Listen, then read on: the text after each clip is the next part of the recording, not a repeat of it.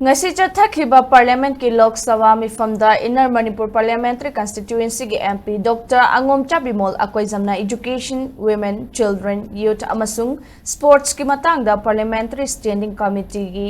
363 amadi 364 suba report house ta thamki 363 suba report ado Ministry of Education ki Department of School ki Education and Literacy ki demands for grants 2025-2026 ka mari lainana thamki bani aduga 364 suba report aduna Ministry asigi Department of Higher Education ki demands for grants 2025-2026 ka mari lainana thamki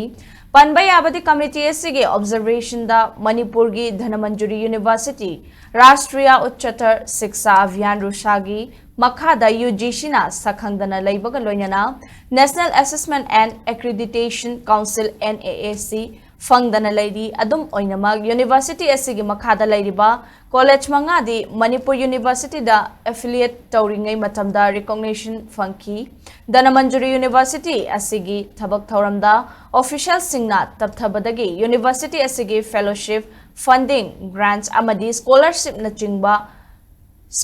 na chingbada awaba mayoknariba asi khara hantanaba committee na recommend tawkhibani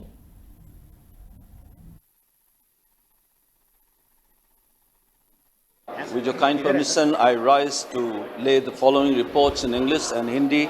of the Standing Committee on Education, Women, Children, Youth and Sports as listed against my name at serial number 10 in today's order paper. First,